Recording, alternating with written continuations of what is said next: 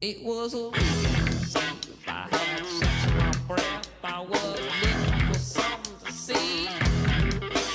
With a bar, black leather, and my best fishing hat.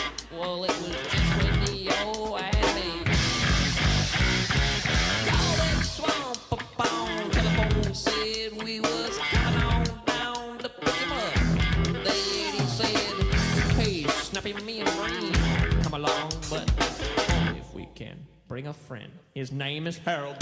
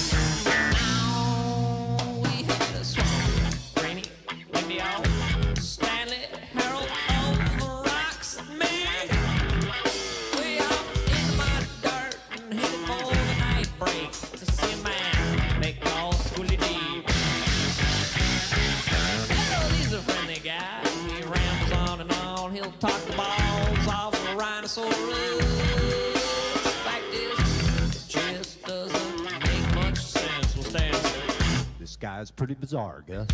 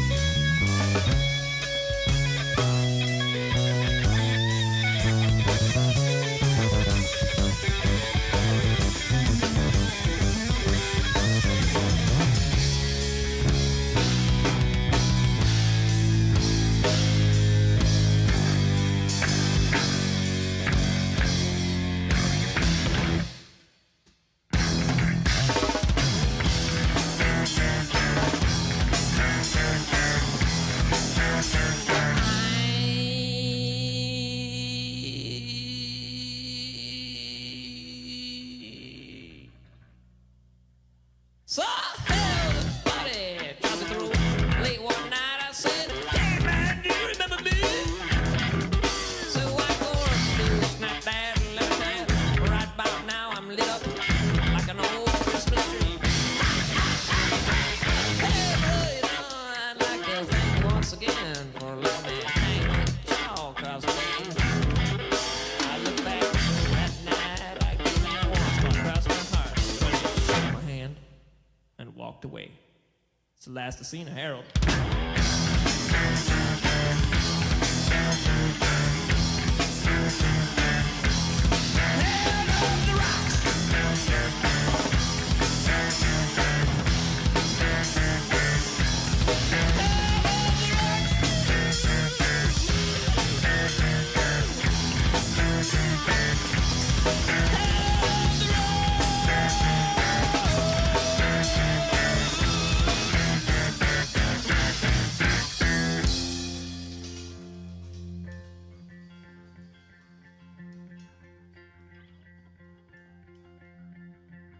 So in the end, Swamper and Greenie finally succumbed to the ways of Harold.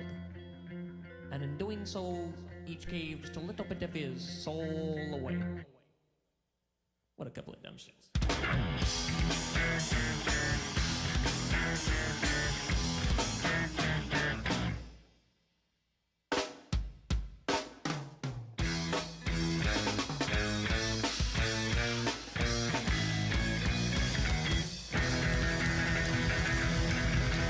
Hello, everybody. What is up? What is up? What is up?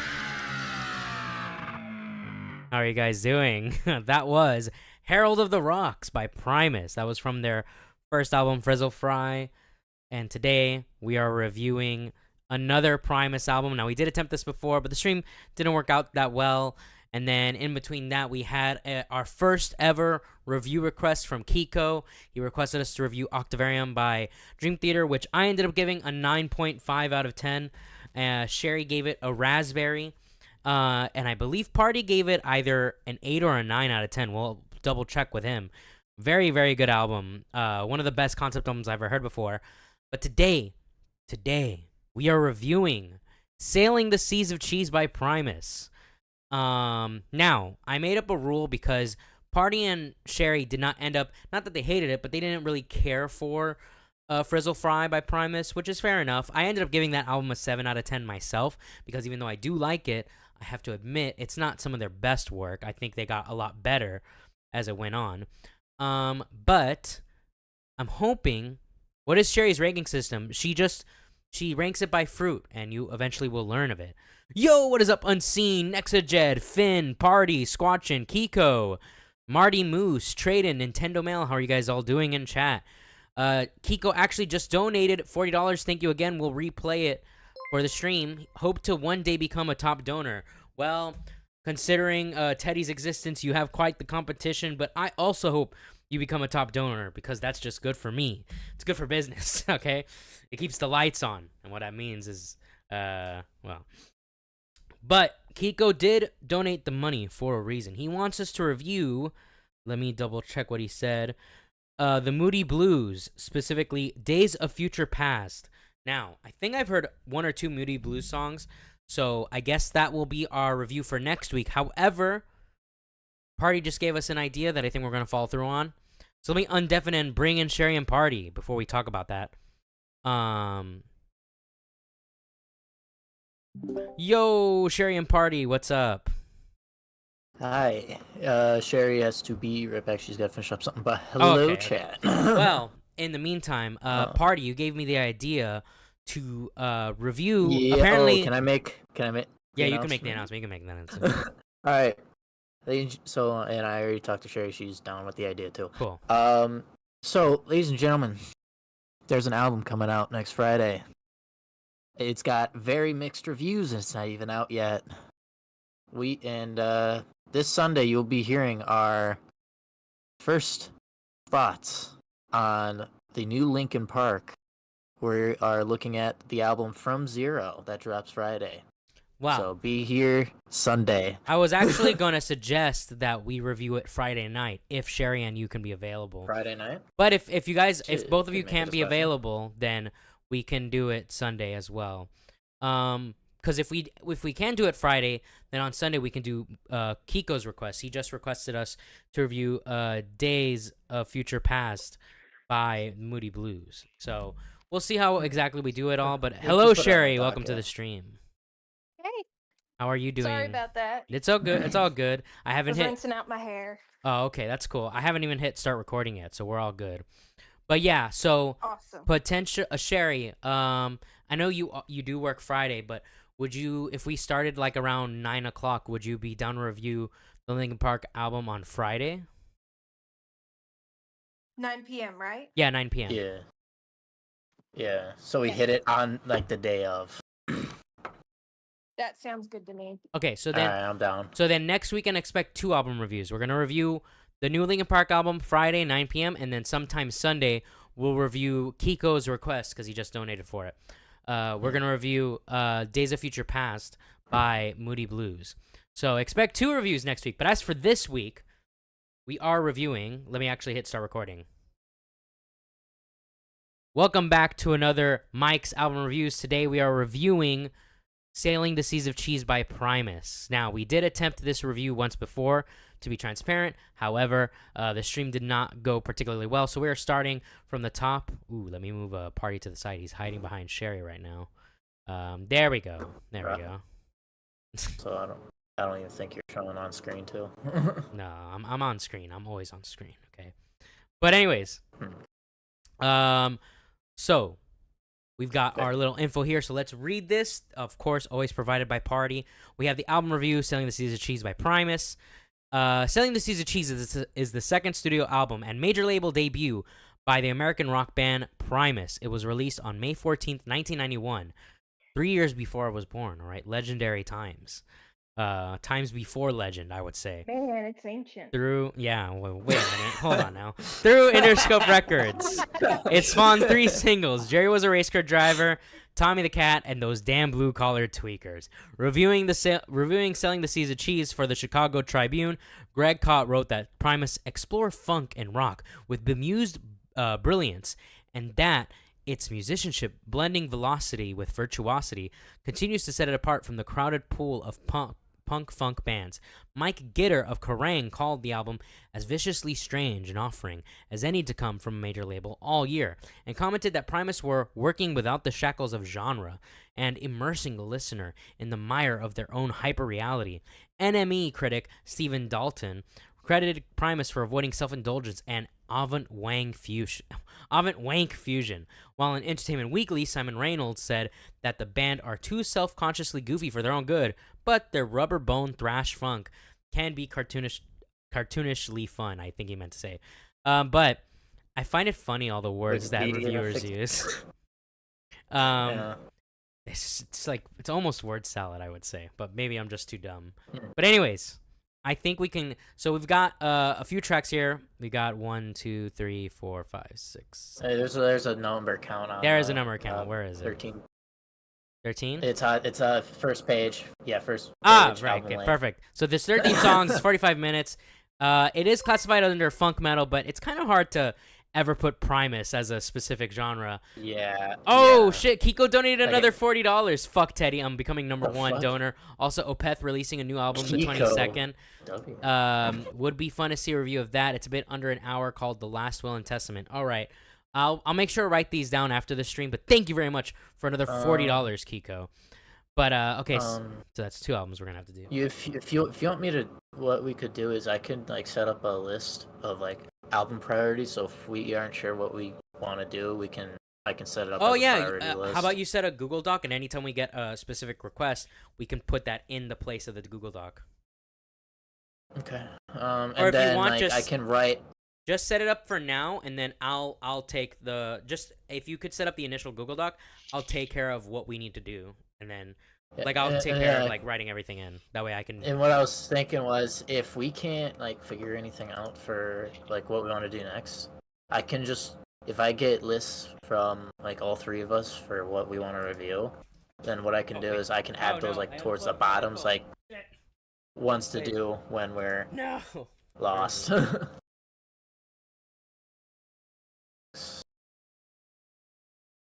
All right, we're back. Sounds good to me. We'll edit that out. which I will need lists from both of you.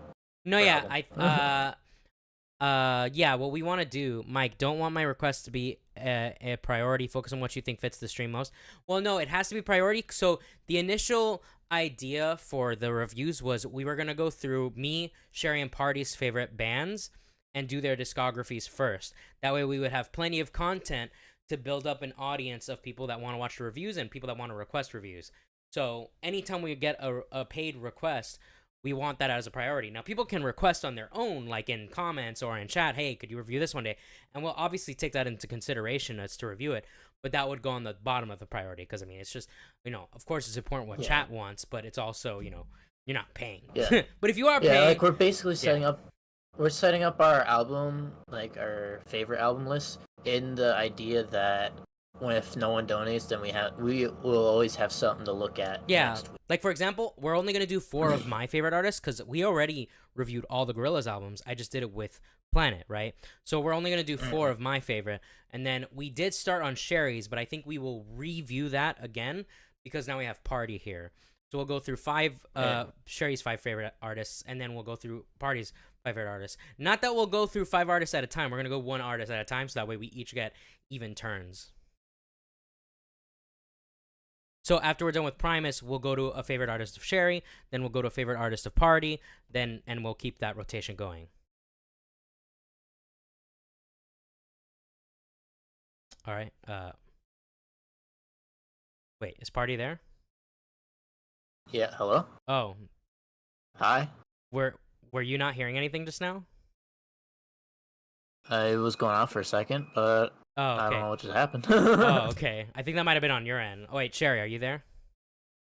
Yes. Okay. I'm here. Okay, Yeah, so it that must might have have been that my might have been your end. But no, all I was saying is that the rotation is gonna be that we're doing Primus because that's one of my favorite. Then we're gonna do a favorite of Yeah. Sherry's, then a favorite of yours, and that's how we're gonna Alright. do it. Anyways, we're gonna hop. By the way, this will eventually although I am recording the audio now, this will all be edited into a video format for my new YouTube channel. So, Kiko, it's only going to be a few weeks more until, I guess, since you did request yours, Kiko, yours will be the first review I upload. So, look forward to that. All right. I think it's time we hop right into it. Now, I mentioned before I indefined that Sherry and Party, you guys, while not hating the album, you guys were not the biggest fan of the previous Primus album. So, hoping you guys will love this album because this is an epic album. It's awesome. But we're starting off with an intro skit, the Seas of Cheese. I'm not even going to bother to mute because it's like less than a minute long. So here we go. This is Seas of Cheese. Fucking interludes.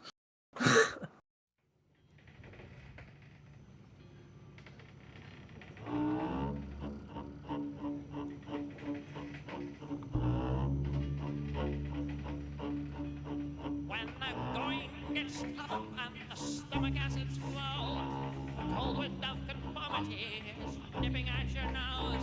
Some tricky atrocity has brought you to your knees. Come with us, we'll sail the seas of cheese.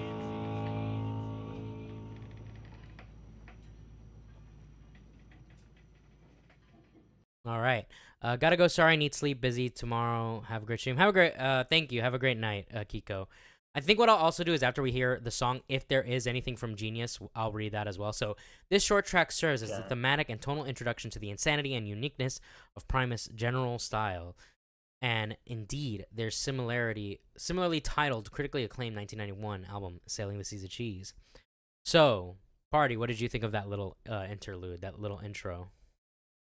At least, like, to an idea, like, comparing it to the last album I've heard of Primus, the interludes over there just did not make sense. This one, for once, kind of did. You know, it's setting up the album. Yeah, and it matches the album The art, name, yeah, it matches the album art. It kind of just works, although it's a 7. All right, what about you, Sherry? What fruit? Sherry's legendary fruit basket segment. Sherry, what fruit are you giving this one? Kiwi. A kiwi. All right. Hell yeah. Did you know kiwi is the best source of vitamin C? I'm going to give that one a 4. I think it's a perfectly fine intro to an album. I don't think there's anything amazing about it. You know, I would never put this on a playlist, but I wouldn't necessarily skip it at the start of an album. It's less than a minute long. If I want to listen to the full album, yeah, I'll give it a listen. So, that's that. Next up, we have Here Come the Bastards.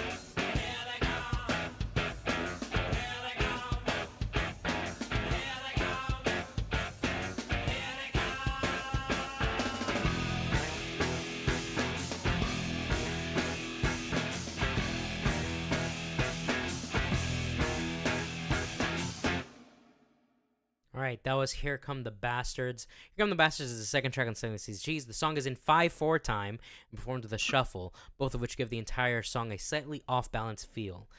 The song will later be reprised in Los Bastardos, which just means the bastards in Spanish. Party, what did you think of Here Come the Bastards? It was just kind of just mid, like honestly kind of mid for me. It's like instrumentals fine, vocals are 5. All right, what about you, Sherry? Grapefruit. Grapefruit. Okay. Traden says the song gets too repetitive and boring for me. I get complaining about the repetitiveness, but I think the song is short enough where the repetition doesn't necessarily bother me. I actually really like the song. I'm gonna give it a 4 as well. Although I rate on a scale of 5 for songs, so I give it a 4. I think it's a good follow. I think it's a good starting track. You know, obviously not including the interlude track. I think it's a good starting track. It's a great way to like get the energy like started pumping. I love the 5/4 time on it. It's pretty simple, but you know, I love the chanting of Here They Come. Sounds better live since Chris Mendez. Yeah, I've seen it live. It's definitely a song you want to, like, if you see them perform, you want to see that because you know people are going to get really pumped to that song. But next up we have Sergeant Baker. So here we go.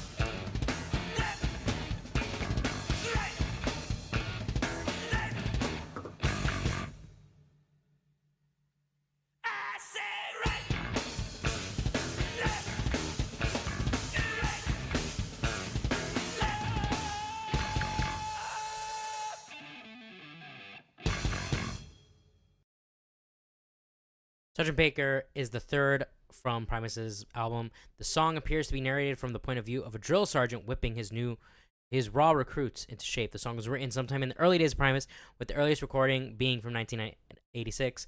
Also, I want to say, I think it might be better if I read these before we listen to the song, so I'm going to do that, starting with the next song. But Party, what did you think of Sgt. Baker? Fits the name.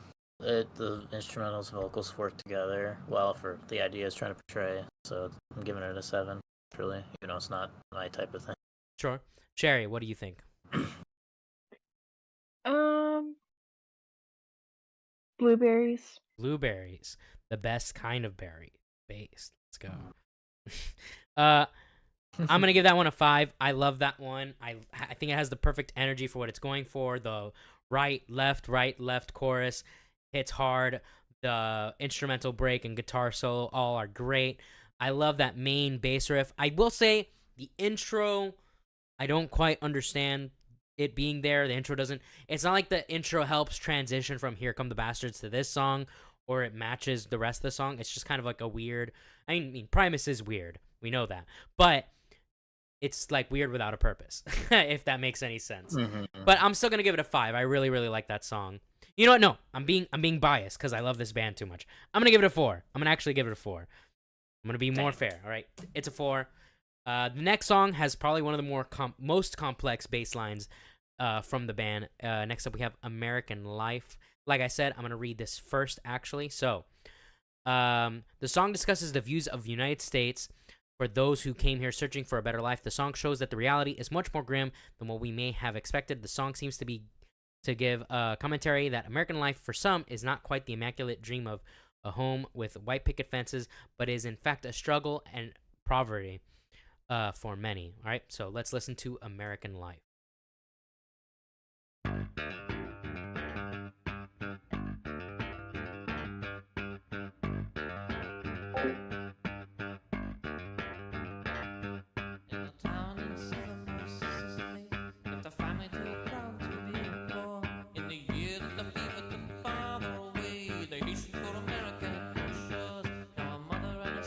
Standing in line, it's a cold day on Ellis Isle, and they look to the Statue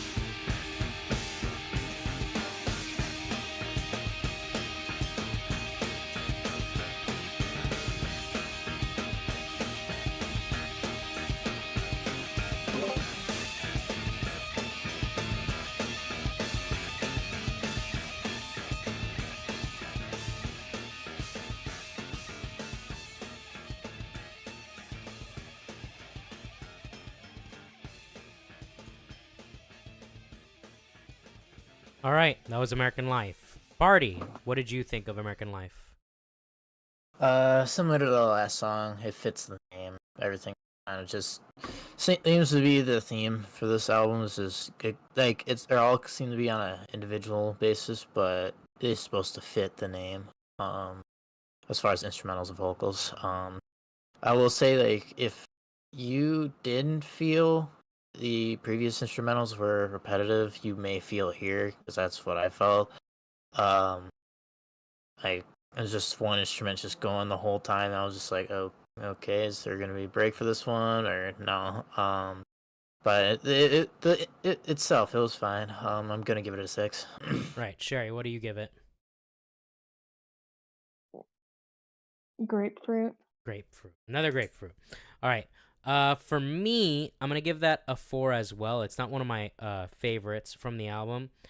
But I really do like the messaging of the song. Although I am a firm believer in the American dream, I do understand the importance to be able to satirize it. I mean, that's part of our freedom of speech. Satirize it to point out that, it's not a perfect system. There are people that suffer under it for whatever reasons. There could be a million reasons. And I do love the complexity of the bass line. The bass line's actually a very complex bass line to play. I do like the little instrumental break, but particularly I love at the ending of the song when it starts picking up speed and building up. I actually would have loved it if that was in the middle instead of at the end, because it would have added, because I do agree with Party saying it is a little repetitive. So I actually would have liked that change in the middle, and then it goes back to that slower section for the final verse and chorus. But, I didn't make the song. But anyways, next up, we have probably Primus's biggest song. This is Jerry Was a Race Car Driver. Jerry Was a Race Car Driver is a song about a young man named Jerry who loves driving his fast car around his hometown of El Sobrante. It also compares Jerry's frivolous lifestyle with the exploits of a fireman named Captain Pierce. In the end, both men meet their fates in equally uninspiring ways.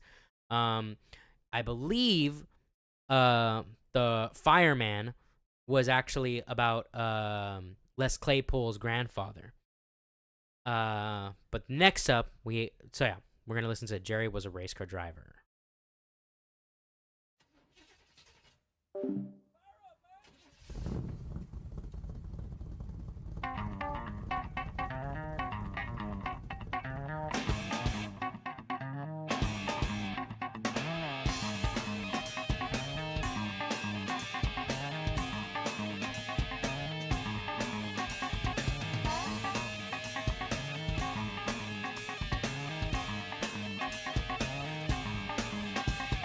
Jerry was a race car driver. He drove so goddamn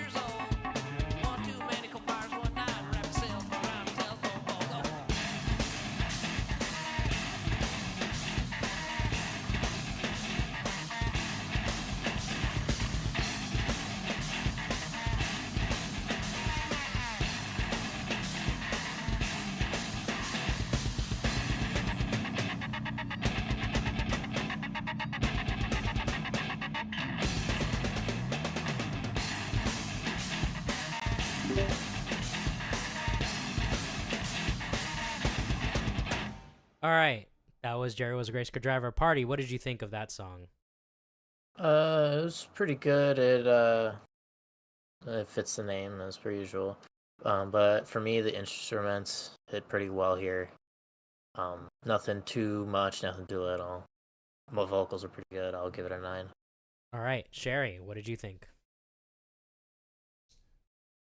Strawberries. Strawberries. I'm giving that one a 5. That is one of my favorite Primus songs. That was actually the first Primus song I ever heard. When I first heard it, that intro, the I was like, I didn't even recognize that as a bass until I saw him playing it, like performing it on a video, and I was like, what? And then that was like some Tom Morello shit, what he was doing on the bass, and that's what opened my eyes to like want to listen to more Primus. I was like, what else can this guy do on his bass?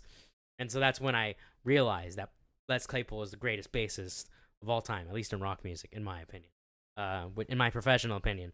But also, I do love how the song, like, he's doing like a silly voice, but he's literally talking about a dude that drives his race car and then ends up getting himself fucking killed. Like, it's pretty dark. And the breakdown, every time I hear this song, I start headbanging to that breakdown. It's so good. The bass is so low. You can hear how low it is on. I believe he's using like a 5 or 6 string bass on this song. So yeah, I love this song. Giving it a 5. Next up, we have 11. Yo-Yo Pizza Boy, what's up? Mike the White Savior, what's up? Yo-Yo Pizza Boy. 11. Also, peep the group chat. Yeah. Let me see here.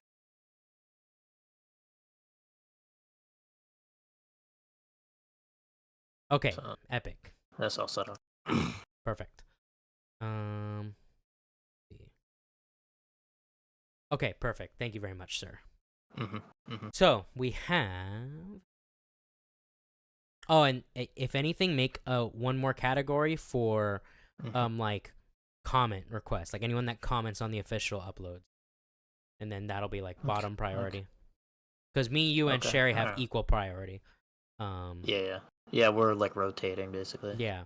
On the same level. Anyways, an even more bizarre than bizarre song by Funk Metal Pioneers. I don't have to read that whole section. The song meaning itself is a paradox and open to interpretation, but the most plausible theory is it's about social alienation / isolation and the idea of those in the sovereign citizen movement. Oh god, not sovereign citizens. If anyone hasn't looked up sovereign citizens, it is some of the funniest shit you can see. I've been seeing some clips on TikTok of like judges dealing with their first sovereign citizen. The song's title is taken from the song's odd time signature of 11/8, and yeah, the song is in 11/8 time, extremely odd time signature. You'll probably feel it when you hear it. But here we go, 11.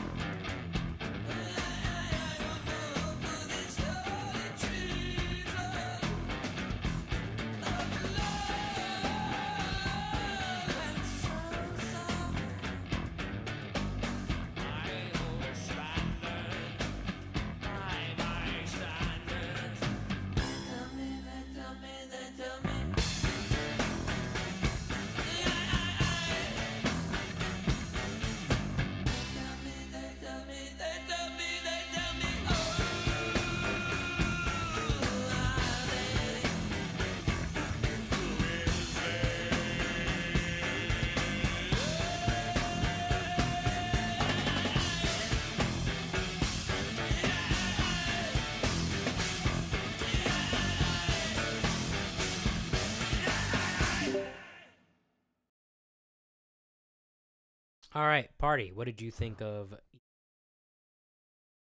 I was a fan of the instrumental. It was pretty good. Vocals, I think, were definitely improved for me. Um, Honestly, I think this one's up there with the previous song. I'll give it a 9. Awesome. Okay. Sherry, what did you think of this one? I think strawberries again. Oh, cool. All right. I actually, I do like this song. I actually like it better on re-listen because I will admit, I typically skip this one. But on re-listen, I do like the 11. Like, I find myself counting the time signature like in my head.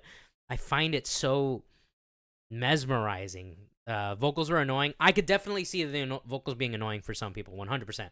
I was gonna say that the vocals I liked, but I think it's because of the double layering of his vocals, which he does do a lot. It's very like in your face, but I liked it. I like how the song was pretty straightforward in meaning. I'm gonna give that one a 4. So next up we have Is It Luck. Now this is another song. So this song is pretty polarizing, I feel. I feel like most people either find this song extremely annoying or really fucking awesome. And there is nothing to talk about with it. So all I'll say is this is one of the fastest, craziest bass lines you're going to hear on this whole album. So get ready for it. Here we go.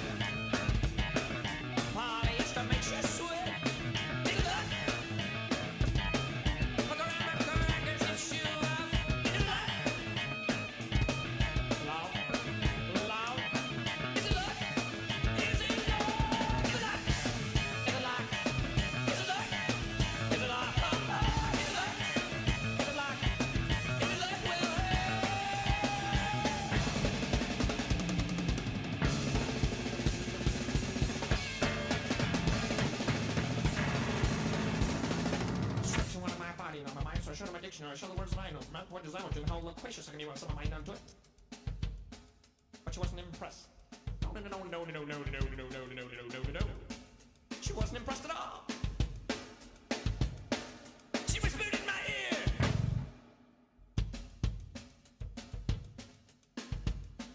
She whispered in my ear. She said, "You want to get lucky, little boy?"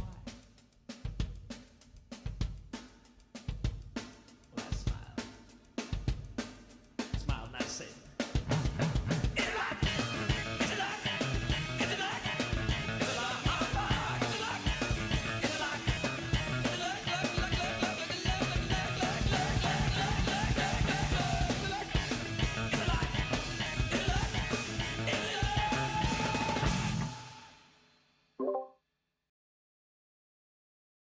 Okay, Party, what did you think of Is It Luck? Alrighty. So, The instruments are pretty quick, but honestly, I think they're golden. Um, the I like throughout this whole thing, I enjoyed it. Besides to that, prior to that final chorus, the quick vocals, I'm not really a fan of that. Mhm. But enjoyed it regardless. I'm giving it an 8. Okay, cool. Sherry, what did you think of that one?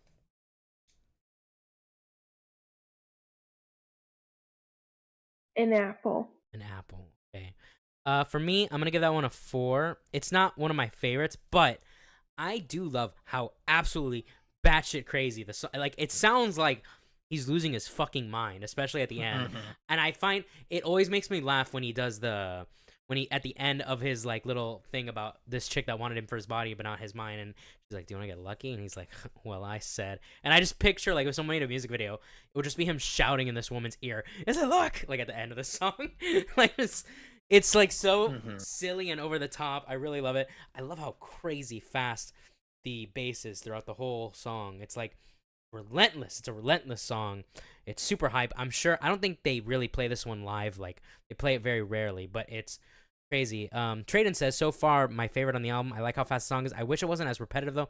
I wish it did more songically, maybe sonically. And hearing it, is it luck over and over again gets annoying quick. 7 out of 10. Yeah, like I said, I have heard people say this is their least favorite song on the album just because of how annoying they find it, and I could totally see that. He says luck maybe like 20 times, maybe more. I don't know. He says it a lot. But next up, we have Granddad's Little Ditty. There's no information about this, so we're just going to have to theorize what this is about.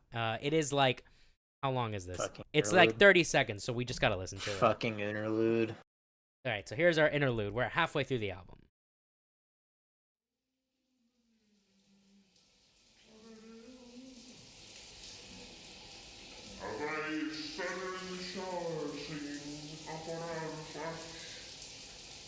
Pondering the possibility that I pull the plans too much to the flame that fills the air. Is it flawless? Just a touch. And it makes me think of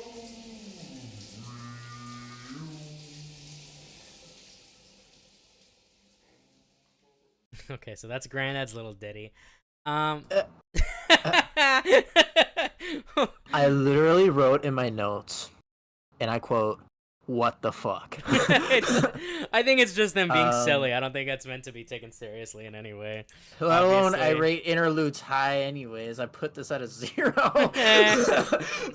Sherry, what do you rate Granddad's Little Ditty? The fuck? Wait, a what? Trying to think of an appropriate fruit.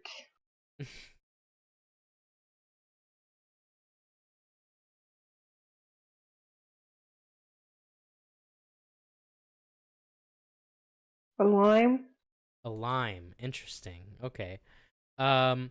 So next up, I mean, it's a silly little thing. I don't hate it. It's whatever, I guess. I'm like literally in the middle about it.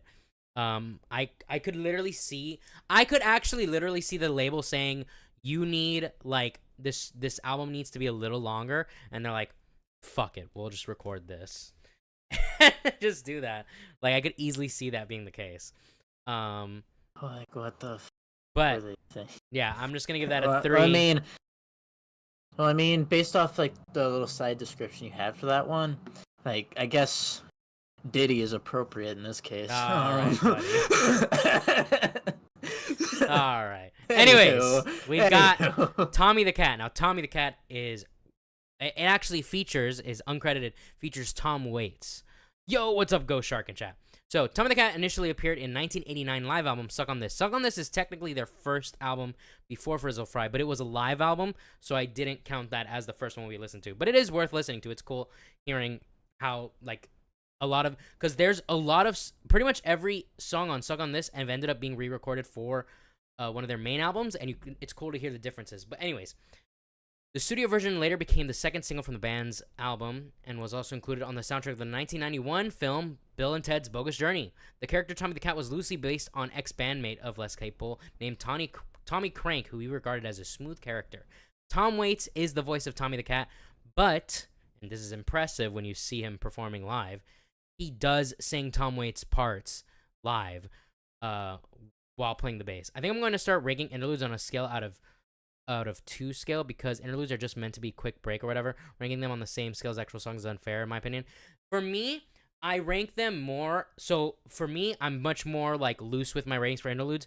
It's a 3 if I don't feel good or bad about it. It's a 4 if it's like amusing, and it's a 5 if it blends perfectly, and then it drops. If it's a 1 if it literally, like, if it's something that's really annoying that takes away, that makes me actually annoyed at the album, then that gets a 1. And if it's something that just takes away from the album, like it's like it kind of sucks or whatever, then it's a 2. Like I rate it way more simply than I do music, but I'm already using a 5 scale for a normal song, so that's why I don't really change my ratings. Yeah. The way I see it, like, since we're going like, or like it's an album review, like we're going top to bottom. If it's meant to tell a story, I get why here it may not necessarily, but like it really would just depend on me placement. If it's annoying, like, does it kind of somewhat make sense? Now Primus is a weird case. The thing is, like, I think I understand why, because I'm pretty sure they still sold records as well as CDs at the time, and I believe they still sold tapes, like, you know, like cassettes at the time when this album came out. So I'm pretty sure the reason why that is there is just because when you finish with the first side of the album, when you flip it, it starts off with the interlude. I think that's literally why that interlude is placed right there, because it is smack dab in the middle of the album. But anyways, and like I rate all my like songs interludes in the same like case, because if we're looking at it as an album, everything's placed in there for a certain reason. So typically, it depends if the album is a concept album or not. Like, for example, it ultimately depends. Like, if it's a story album, is it trying to tell a story? Is it trying to just be concept? Like, was it? Yeah, like Tommy the Cat. I'm sorry, Selling the Seas of Cheese. I don't believe is meant to be like a concept album, like inherently. Like, I don't think there's supposed to be a story we're listening to. It's just the album name. And then also I keep it the same scale, because when I do my final rating, I don't have to like rescale it a certain way. Yeah. When I make because all I do is literally add all the ratings up and divide by how many songs there are on there. I think that makes sense. Well, here we go. This is Tommy the Cat. I'm gonna say it off the bat. This is a 5 for me, but don't let that affect anybody else's opinion. Here we go. Tommy the Cat.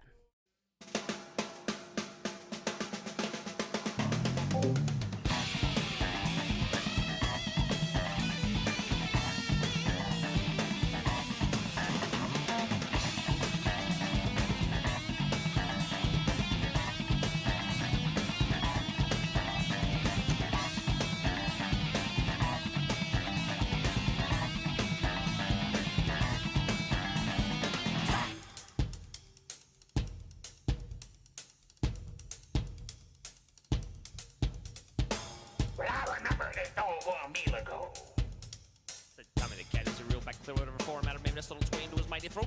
Many a fat rat met his demise while staring point blank on the cover's barrel. This saw some prowling machine. Truly a wonder of nature, this urban predator. Tommy the Cat had many a story to tell, but it was a rare occasion such as this that he did.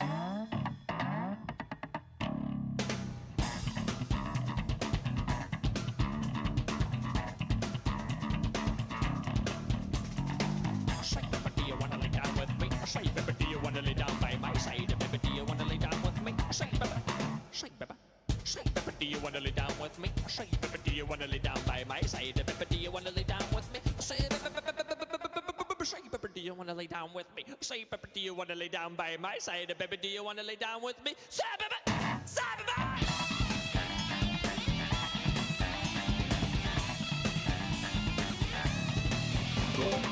Say, baby, do you wanna lay down with me? Say, baby, do you wanna lay down by my side? Baby, do you wanna lay down with me? Say, baby, say, baby.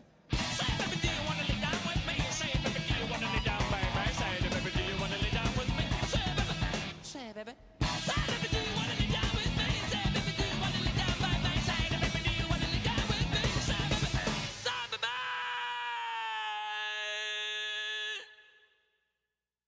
All right, Party, what do you think of Tommy the Cat? I like the heavy. I like the heavy instruments Yeah. here. Dude, the guitar mainly just fucking slaps. It's getting a 9 from me. Hell yeah. Sherry, what did you think of Tommy the Cat?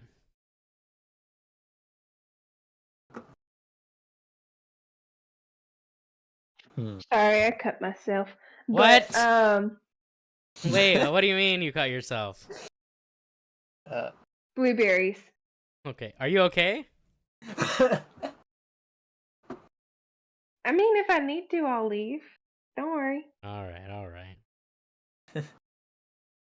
well, as long as you're okay. All right, well, Tommy the Cat, I think it's some of the most impressive instrumentation from Primus. I mean, the bass, bro, that bass solo, crazy. Absolute crazy work. The guitar work, I think, is some of Larry Lalonde's best. I think, like, if I were to give you some examples of why I think he is, like when Rolling Stone did a 250 greatest guitarists or whatever, and Larry Lalonde wasn't on it, I feel like if you hear enough of his guitar work, you would understand why he should definitely be on the top 250.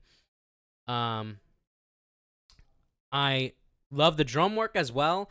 Bro, the fast vocals, like, it's already impressive the vocals are as fast as they are, but if you put on top of that the fucking fact that when they perform it live, Les Claypool, he sings it that fast while playing that bass riff. It's crazy. Absolute crazy talent. That's a 5 for me. I love this song. I think it is my favorite song on the album. That or Jerry Was a Race Car Driver. It's a tough call, but I'd probably say Tommy the Cat is my favorite. Trading gave it a 6.5 out of 10. Next up, we have the Southington Waltz, which is an instrumental, so we'll just listen to it. Here we go.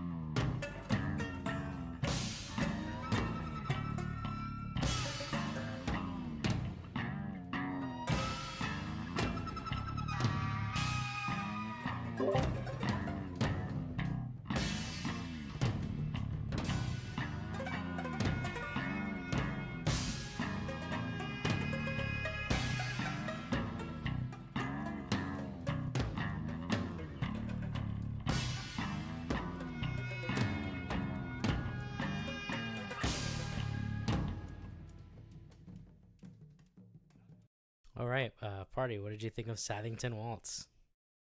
Okay, so I didn't catch if you said it prior. Was this supposed to be an interlude? I don't know. This one is just I don't have any words of defense for that one. I don't know what the context of it is.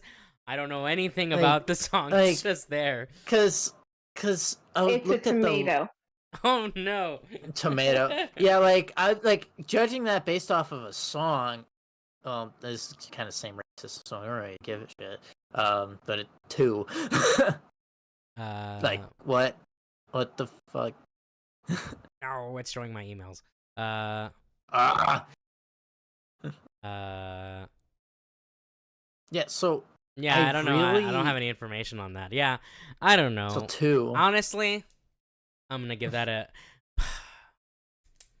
I'm gonna give it a 3. And my defense is that it does create a really creepy vibe that I kind of jam with. All right, I would probably never listen to it outside of the context of the album, but I think it does create like a really creepy mood. Now, why does it have a creepy mood? I have no clue. But yeah, and Sherry gave that tomatoes, which is interesting. But anyways, Squatchin says bell pepper, but a half moldy one. nah. Next up we have wait, what? Oh yeah, we're those. So next up we have those damn blue collared tweakers. Those damn blue tweakers. Damn tweakers. Oh, they don't. Okay, well, I guess we'll read this real quick.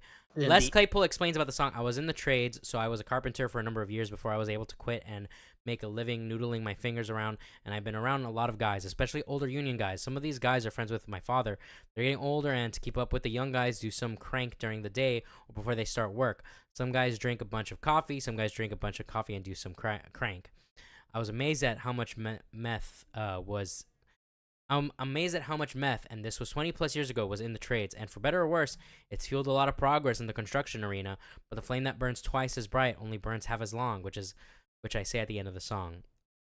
Which that's pretty much what the song's about. And I'd like to point out that this song and the next one is going to be the longest ones on the album. This one being at 5 minutes 17 seconds. The next one being at 7 minutes 40. Yes.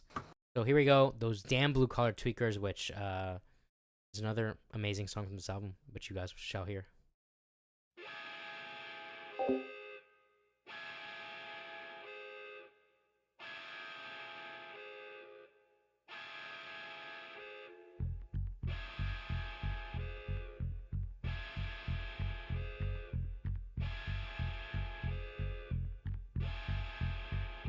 Seen 'em out at Suckle, they're pounding 16 penny nails. Truckers on the interstate have been known to ride the rails. Sweat is beating on the brow, and keep these fellows down, cause these damn blue collar tweakers, they're running this here town.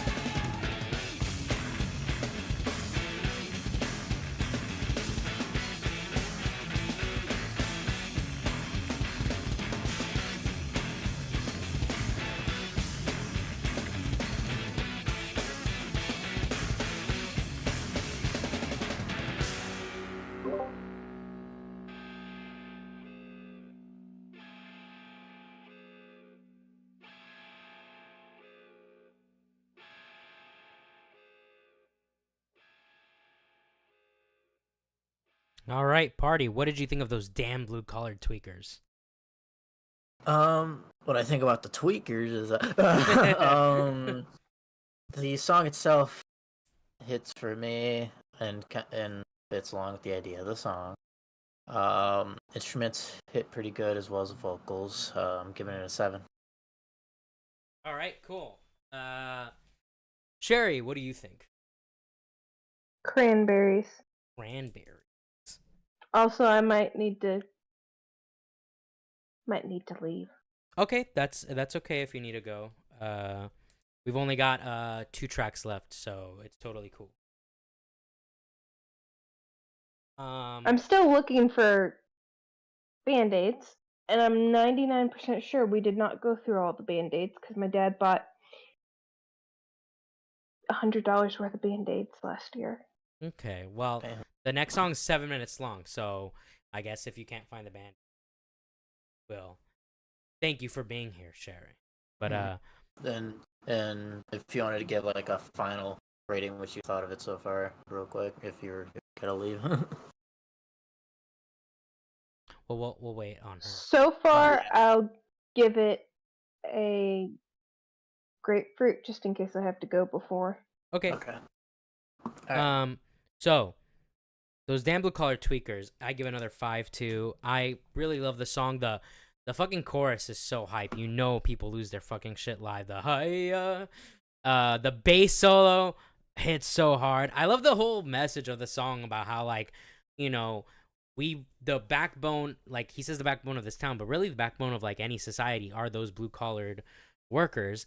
And I do love how at the end he's pointing out how, like, I do love that line, you know, a light that burns twice as bright only lasts half as long.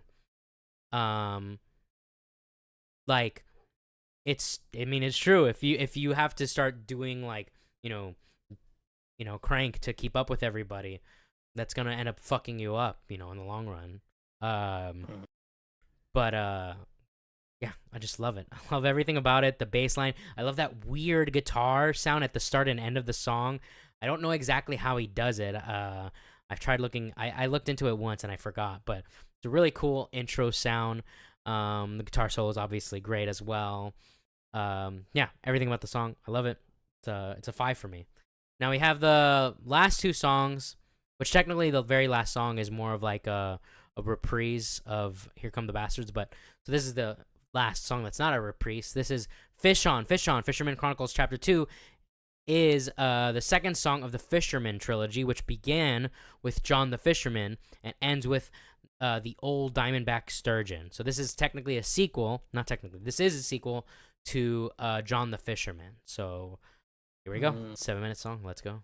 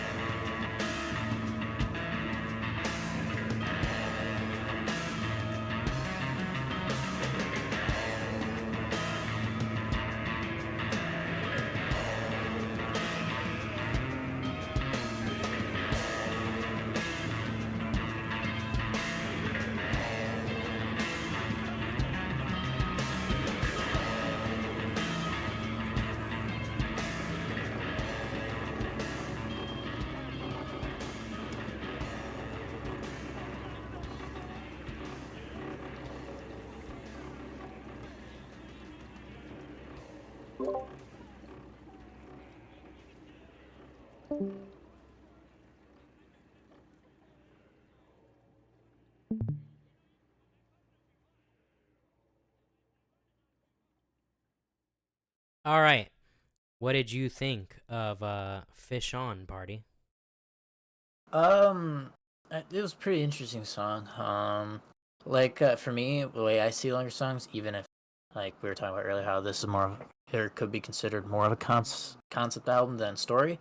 But longer songs have the opportunity to have its own little section Yeah, it has its own. of the album. Yeah. It can have its own beginning to end, and you can kind of see that here. It kind of has its own build up, its own kind of decline at the end. I think I appreciate that a lot more. Good instrumentals and vocals, well, too. Kind of the better end of the album for me. This is gonna be my first 10. Wow. All right. Cool. Honestly, I'm gonna give that one a 4 as well. I do really like it. I like how it's a continuation of his John Fisherman story, because the John Fisherman was all about how when he was growing up, he really loved fishing, and that was kind of his escape. And now here he's, more grown up, and he's talking about fishing with Larry Lalonde, which is his, the guitarist of Primus. Here it says me and Todd Huth, which I believe Todd Huth was the former guitarist, and I think that's the guitarist that Tommy the Cat was about, which I guess he was a stud. But and then also Sherry left, but left a rating with us. Yes, Blackberry. Which I believe she does like blackberries, so I guess that's good. Yeah, that's a good thing. So we're on the last track, which is Los Bastardos, which is a reprise of Here Come the Bastards. So I don't think I'm pretty sure there's not going to be any additional information, but let's check just in case before I play it. Yeah, Here Come the Bastards is a very short album intro with one verse performance. And Los Bastardos features the band joined by several guest musicians. Oh, like Mike Borden from Faith No More. Wait, Tony Barros Chaba and Merv Haggard from Limbo Maniacs, all chanting "Here They Come," while samples from the UK TV show The Young Ones, people yelling about bastards, are injected randomly. Okay, so I didn't even know the guy from Faith No More was on this. That's pretty cool. So here we go. The Bastards, or Los Bastardos, which translates to the Bastards. Last song on the album, and then we'll give our rating on that and the final review. Sherry ran, Sherry never ran. She's always here with us, okay? Mm-hmm. Here we go.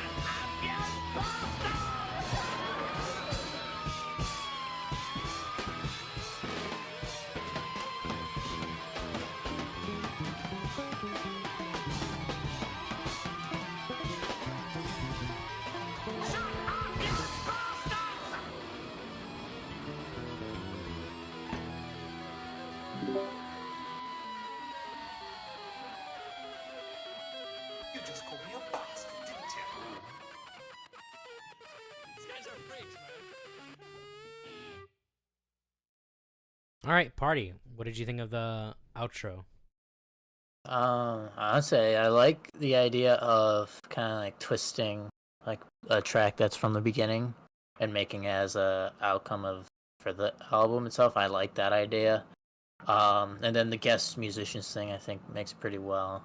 I think they accomplished what they were going for here. So I'm gonna make it a point higher than the similar track at the beginning. So I'm gonna make it a 6. Okay, cool. Um, I do think it's a pretty good ending. I'm gonna actually give that a 5. I really like it. Just sounds so unhinged, and you can clearly tell that when they were recording this, they probably just kept doing that outro. God knows, because Primus started off as like more of a jam band. Like they would do like super long like songs. I mean, we heard the first album. Most of the songs were like 5 minutes. So I could imagine them vamping on that dun dun dun dun dun dun dun, and they're like 10 minutes in, and they're just like, here they come, here they like constantly, and then at the end they're just like, we're going crazy, and you can hear the guy at the very end. I think that's Les Claypool saying. I don't think that was from the samples. I think that was just Les Claypool going, these guys are freaks, man. It's like these guys are crazy. I love it. It is a 5 for me. And with that, Sailing the Seas of Cheese, we're all the way through it. Party, give us your overall thoughts on the album. All right.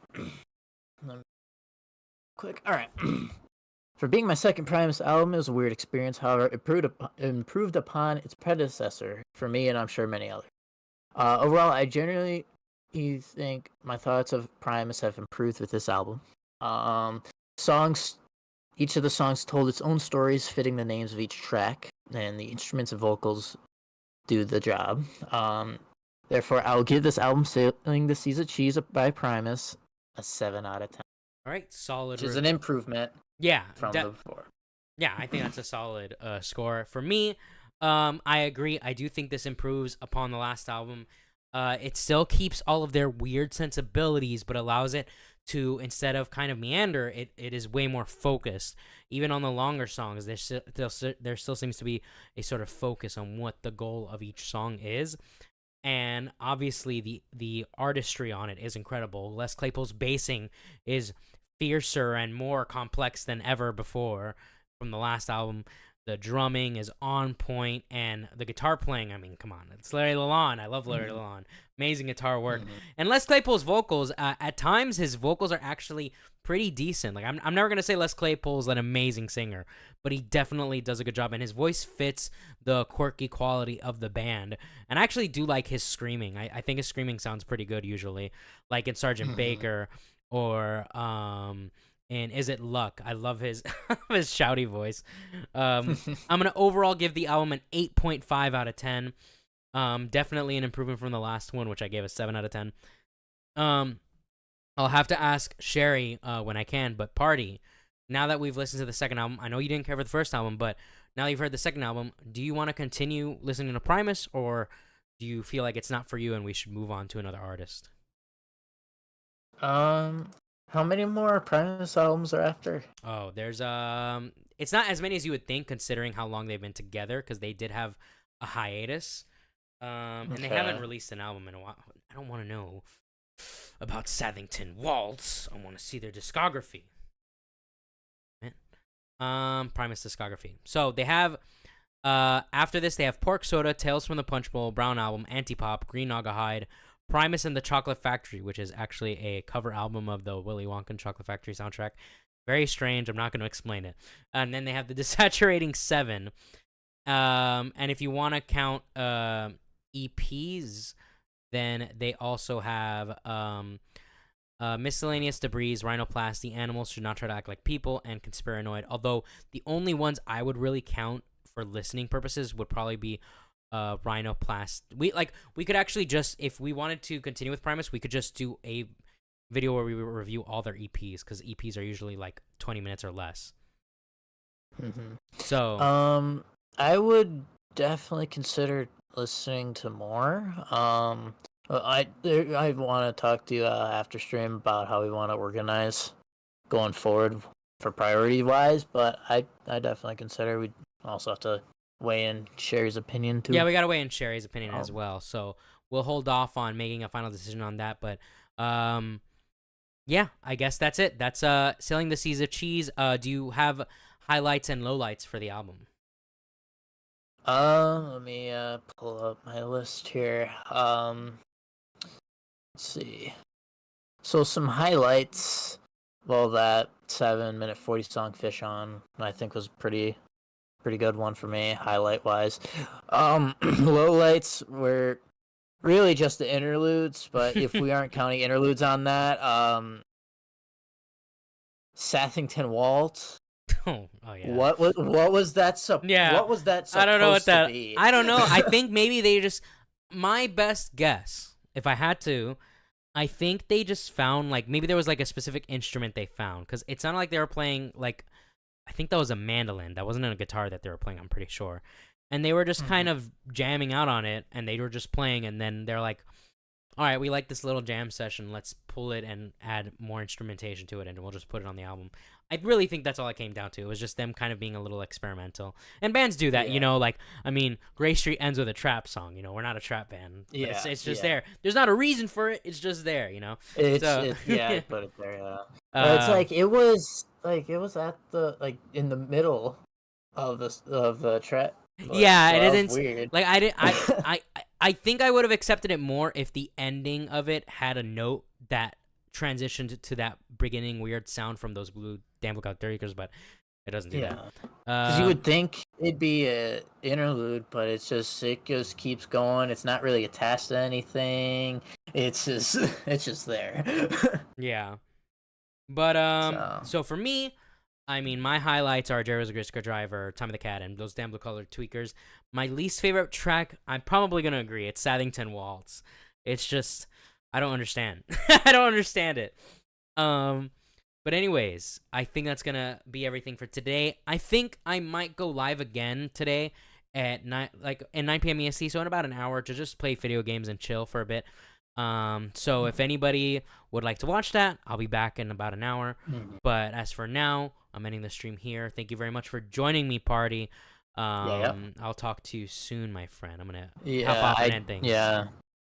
Am I able to talk to you then after? Yeah. As soon as I end it, I'll hop back on. Aye. All right. Later, chat. Peace. Thanks. So I hope you all enjoyed this album. Again, Primus is one of my all-time favorite bands. So I am hoping we do more. But if Sherry decides that it's just not for her, then I think we'll probably just move on to the next band. And besides, next week we are doing 2 album reviews. So we have that to look forward to. Again, I might go live in about an hour, but that's a maybe. So in the meantime, I'm going to send whoever is left here to someone else who is live right now that I can send you guys to. I'll send you guys to H&H, Horror and Hellfire. Peace out, guys, and have a great rest of your Sunday if I don't see you. Peace.